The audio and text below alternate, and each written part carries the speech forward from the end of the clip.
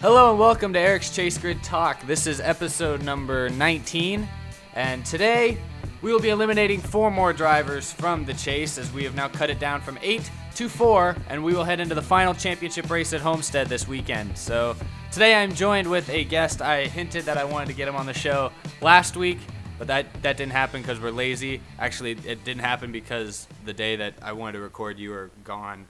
When I got home from school, I don't know where you were. You were at the store. So you couldn't record with me. Here, this is my dad.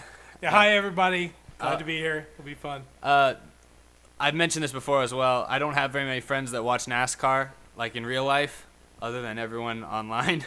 This is one of the only other guys that I know that actually keeps up with the races anywhere close to what I do. And I don't keep up as close as he does. Yeah.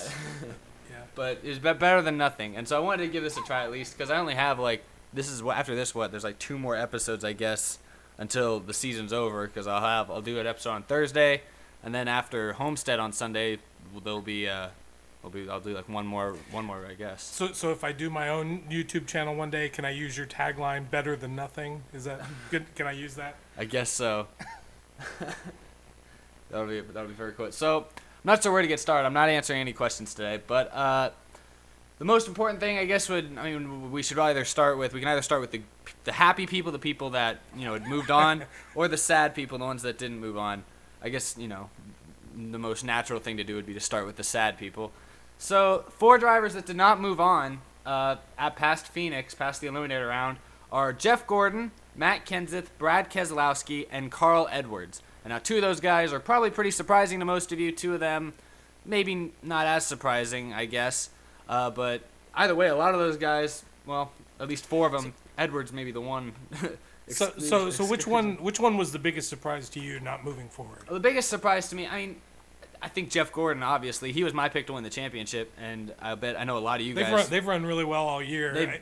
They've been as good. You look at some of the guys already like spoiling it, but Logano and Harvick moved on, and Gordon, those 3. And I'd even throw Brad Keselowski into the mix, but with Keselowski just being as controversial as he's been the last couple of weeks, I'm not surprised he didn't move on. But Gordon, they've been just as dominant, if not more dominant at parts of the season than Logano or Harvick.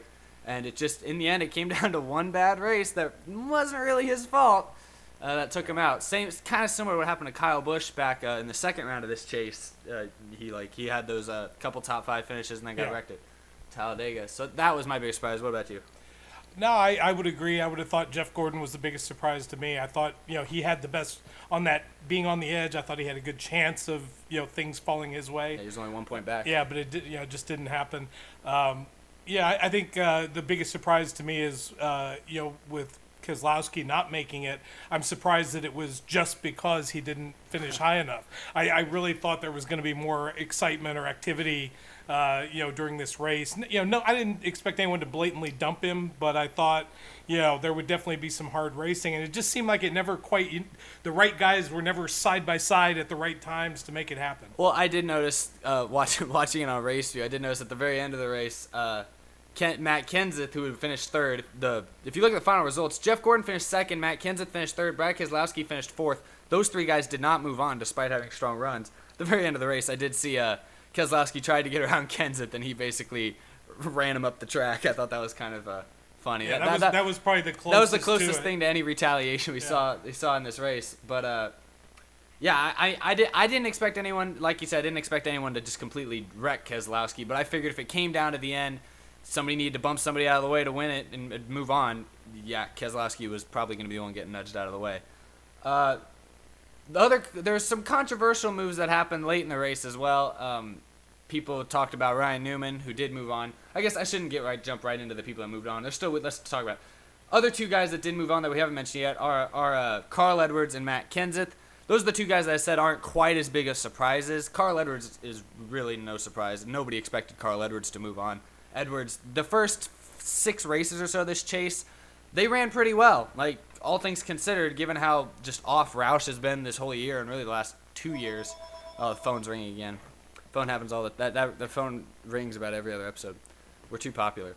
But Carl Edwards and the Roush team, Biffle got eliminated right away because they just didn't have any speed. Edwards, not necessarily is it his fault, but they haven't had very much speed either. And this round, for whatever, Martinsville, Texas, and Phoenix, they were just terrible. I don't think they lucked into a decent run at Texas at the very end, but everywhere else they weren't competitive. Even at Texas, they were 2 laps down at one point. They took advantage of all the cautions late to get back in it, and he finished 15th here at Phoenix, and and this is a track that people thought he might actually win at because he's good at Phoenix historically, and the fact that he wasn't even really in contention just goes to show you that was not surprising. I was a little surprised that Matt Kenseth didn't make it, just a little. I didn't really expect him. I didn't pick him to possibly make it to the Final Four, but I thought he did about what I thought he would do. I mean, given that he finished third, if you told me that Kenseth was going to finish third at Phoenix, I would have said, oh yeah, he'll move on. He has a chance, yeah. But he didn't. Yeah, so. I mean, I think, well, you and I talked about this. We didn't, as big of fans as our household is for, Matt, I don't think either of us really picked him even to get to this round. I mean, I he thought was he'd on make the it to edge. this We round. thought he might make it, but it was questionable then because he had run well, but he just didn't have the speed this year, and so that's been the whole problem with the whole Toyotas this whole season. Yeah, is they pretty just don't have much. Speed. But speaking of which, Denny Hamlin made it in. So I guess now it's probably the right time we can transition into the winners, people that did move on. Kevin Harvick is the most obvious. Kevin Harvick dominated the race and moved. It was a clinic. Nobody was even anywhere close to Harvick all day long. Yeah. So he won the race and moved on. He came into the day, I think, 7th in points. I believe he was the 7th place guy. He was a few points out. He jumped all the way up, obviously made it in. I think he would have made it in on points anyways. So Harvick is in, and other 3 guys that made it in are Joey Logano, Ryan Newman, and Denny Hamlin. And again, we kind of have 2 of those guys that a lot of people would have said, yeah, probably would have made it in if you asked them at the beginning of the year. And then you got another couple of those guys where you're kind of like, well, how did they make it in? I mean, Ryan Newman doesn't have any wins this year, and Denny Hamlin, it feels like he doesn't have any wins this year, even though he did win at Talladega. Yeah. Right. Joey Logano and Kevin Harvick, it makes perfect sense that they moved on. Yeah, they've in my run opinion. well pretty consistently, and yeah. Yeah, so I come into this chase, I was expecting it to be, Harvick, Gordon, either Logano or Keselowski, and then probably well, maybe both of them. And I was thinking maybe Jimmy was going to maybe make it as well. But so I'm not surprised that Logano made it, and I'm definitely not surprised that Harvick made it. I guess I shouldn't say I'm completely not surprised. After Texas last weekend, when he was a few points out, and really after Martinsville when he got wrecked out, I was definitely unsure of whether Harvick was going to make it or not. But man, after they dominated practice all weekend long and just dominated the race, he's probably the favorite heading into Homestead right now, and it's going to be tough for a lot of people to beat him. We have the one thing I alluded to earlier was Ryan Newman, one of the controversial moves that happened at the end of the race. Ryan Newman was running 12th, basically going into turn 3 on the final lap. Less than half a lap to go. He was this crew chief undoubtedly told him that you need one more spot to move on. And so what did Newman do? He completely overdrove the corner and ran Kyle Larson into the wall to get that position. Yeah, you almost felt sorry for Kyle just because he was in the wrong place at the wrong time. There's nothing he could do. Yeah, there was nothing he could do.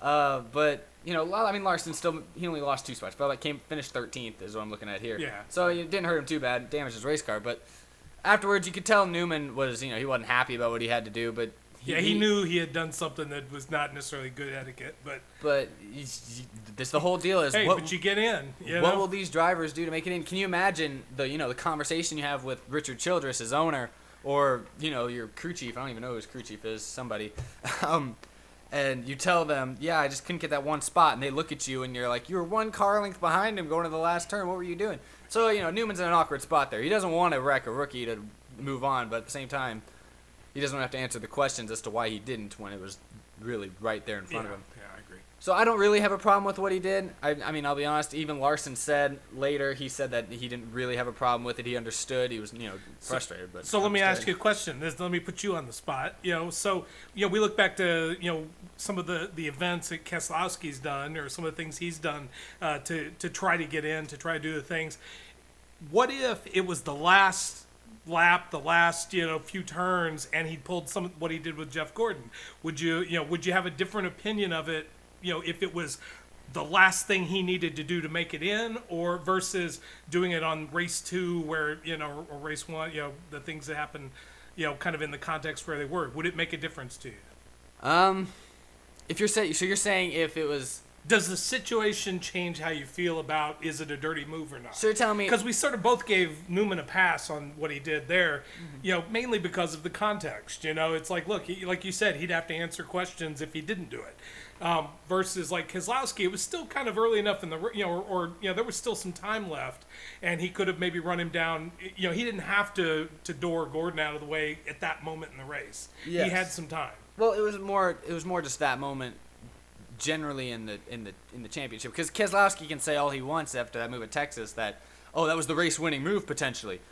The truth is he was going to be in a really awkward spot. There's no way he was going to get around Jimmy Johnson on that lap. There was just a few laps ago. There's no way he was going to get around him. So no, it was not a race-winning move. That's a good point. But that's true. If now you're saying that Texas was the last race in this thing, and that restart was literally the last restart of the round, and that was literally he had to win that race to move on, no matter what. Like, last week, when it actually happened, he could still look and say, oh, well, we still have a shot at Phoenix.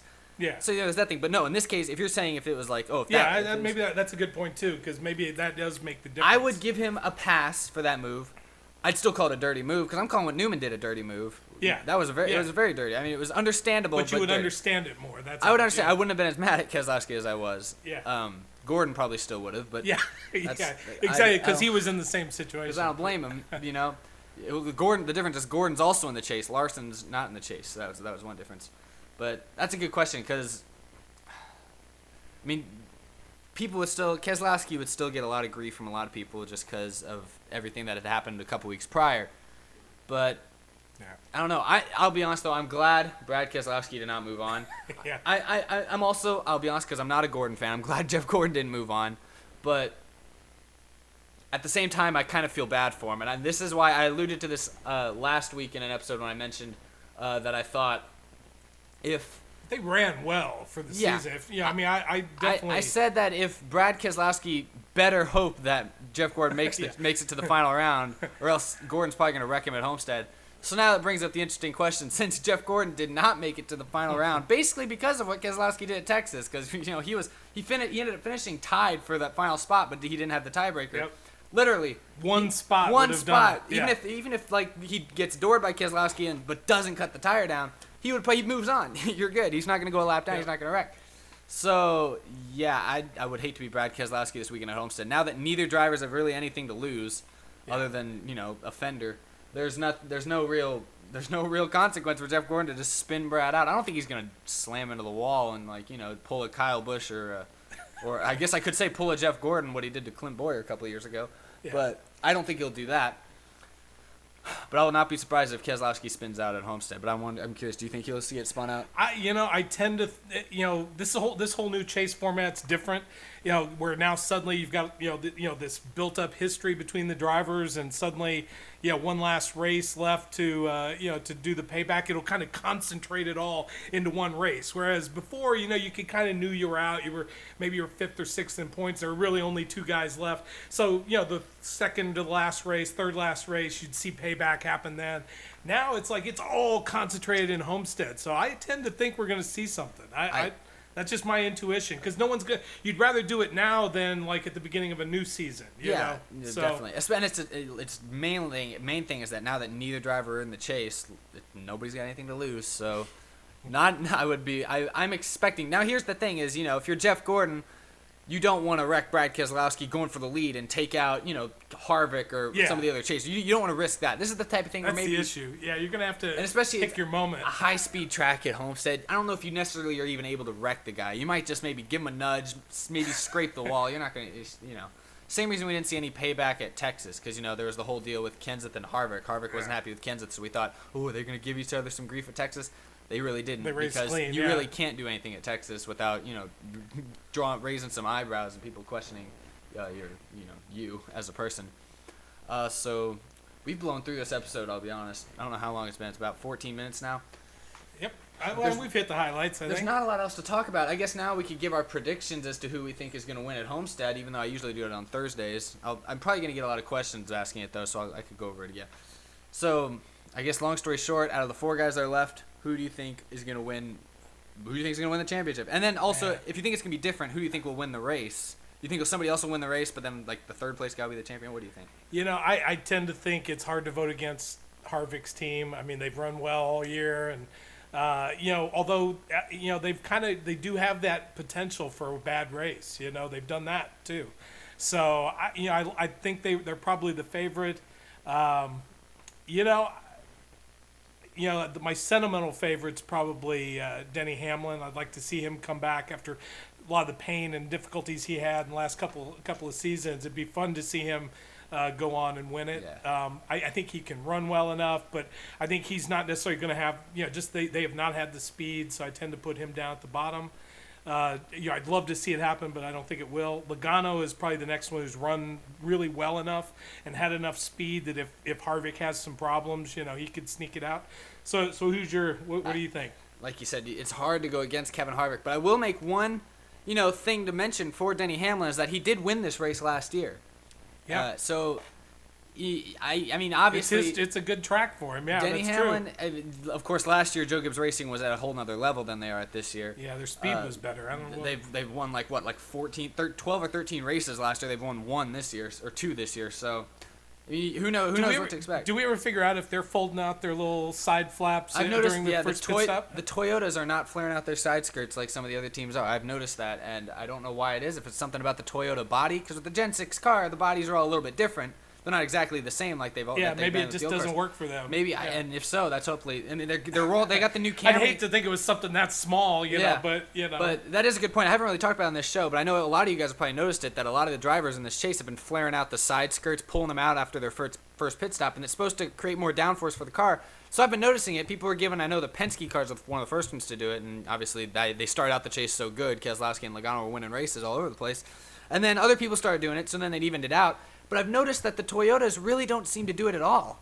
And I don't know if it's something just about the Toyotas or what. And it's weird because you think the Toyotas, they're the ones that have, had the worst speed all year. You think they'd be looking for the most downforce. So I don't know. That's something to keep an eye on if you guys haven't really noticed it yet. But I have question marks about that. That's probably what cut Gordon's tire down at Texas. Yeah, it probably is. Those little spiky things coming off the side of your car. So now what are we at? We're at 17 minutes. I think we can wrap this up. We're pretty much done at this point. I'll be answering more questions. So thank you for joining us. Appreciate it. It was fun. Yep. So hopefully maybe we'll do this for the last episode or next episode. I don't know. We'll see how this works. And of course, I'll probably end up doing something like this next season. So on behalf of my dad, sitting right over here next to me, that's the end of the episode. I'll see you guys later on Thursday. Adios.